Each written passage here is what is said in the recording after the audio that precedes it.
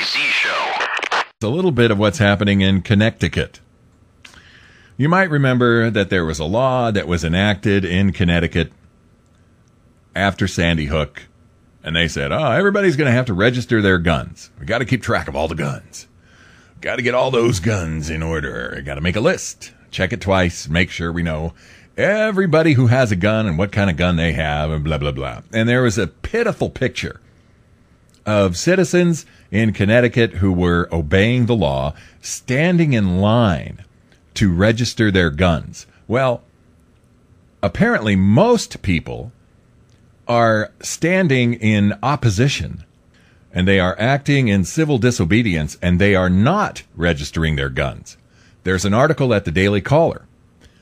Anyway, these people in Connecticut are not registering their guns. And according to this article at the Daily Caller, most people who have guns are doing the civil disobedience thing and not registering guns. Law-abiding Connecticut gun owners may face felony charges for failing to register weapons. At the Daily Caller, Connecticut's gun control deadline requiring gun registration has come and gone, putting tens of thousands of law-abiding citizens at risk of felony gun charges should officials decide to crack down on what one gun owner called a stand of civil disobedience. Last January, after the Sandy Hook shooting, Connecticut, all these liberal Connecticut legislators passed a stringent new gun control law, and in April, Governor Dannel Mallory approved restrictions which redefined the definition of an assault weapon to ban 100 more types of semi-automatic weapons. Not automatic weapons, semi-automatic.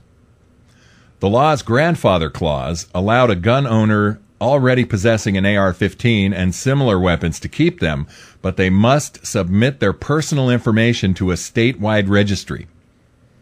A photo taken by George Rollifson depicted long lines of gun owners waiting to register their weapons and ammunition, and it went viral in December as the law's deadline approached. And it's sitting right here on the link, you can see it. It's a pitiful picture.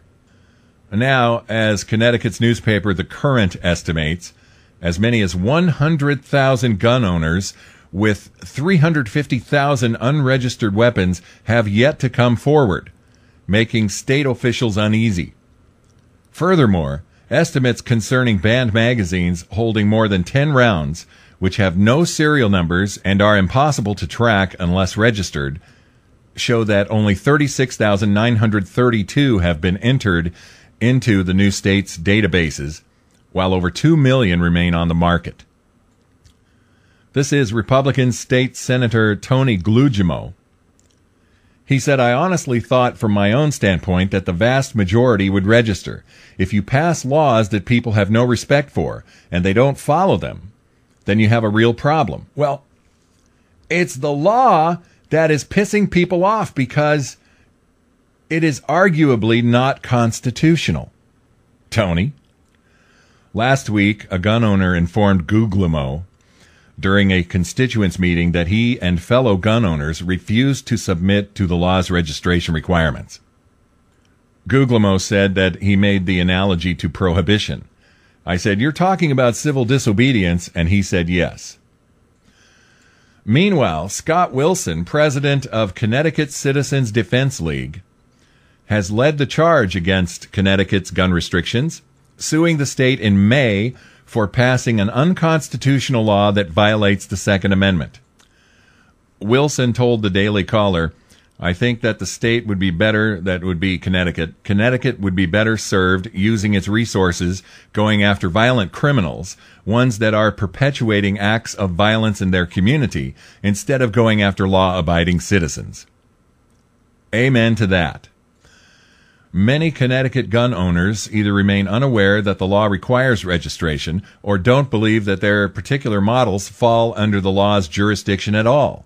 That, again, according to Scott Wilson. He also noted that he had been contacted by many gun owners after the registration deadline passed who were afraid to come forward and get slapped with criminal charges. He said, my sincerest hope is that the state of Connecticut will come to its senses And the law that was passed on January 1st will one day be repealed by the state legislature. So I looked up this organization to see if there was some way that I could help. It is the Connecticut Citizens Defense League. They have a website. It's a very good website, very informative, very well laid out. Their mission statement is the Connecticut Citizens Defense League is a nonpartisan grassroots organization devoted to advocating rights affirmed by the constitutions of the United States of America and of the state of Connecticut. We are especially dedicated to protecting the unalienable right of all citizens to keep and bear arms for the defense of both self and state through public enlightenment and legislative action. Now, the important part here is that there is a donation button on the upper right-hand side. And I was talking via email with a couple of officers of this organization, the Connecticut Citizens Defense League. And the one thing that is most important for you to know is that the fundraising coordinator last night, his name is Bob, told me that 100% of all donations go to the litigation effort to overturn the anti-gun laws in Connecticut. Now, I posted this information on Facebook, and I posted it at Patriot Action Network. I've got it on my Facebook page, and I've got it at Patriot Action Network. I've got the link for all of this in the show notes on my website, so you can get to the Connecticut Citizens Defense League and click donate. And I don't care if you send $5, but this is, as one of the gentlemen said last night via email, they are on the front line. In fact, I've got that email here. Hold on. These people in Connecticut are on the front line fighting for Second Amendment rights in the United States. And if everyone who owns a gun, or if everyone who was a member of the National Rifle Association and or Gun Owners of America sent them $5, they'd be so much better off. And this is going to be a fairly long fight. And so they're going to need money in order to fight this, in order to go to court and see this through. Bob wrote, "We've been working on various avenues to get national exposure to this fight. Connecticut is on the front lines in the fight against gun control. If we don't stop it here, eventually it will get to everyone's front door."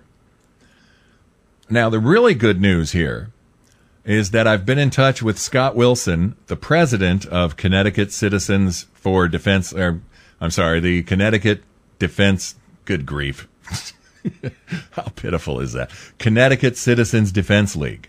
And he's the president, and he's coming on the show next week. And we're going to talk about all of this, and especially how you can help, and how important it is for you to help. But right now, if you have a credit card, you can log in and donate. And I think it's a good thing to do.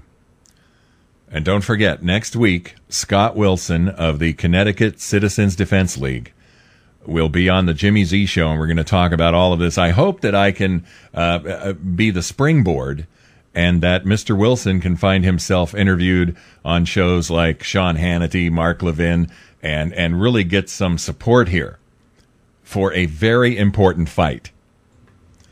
And so that, until next week, when we talk with Scott Wilson, is that. Okay.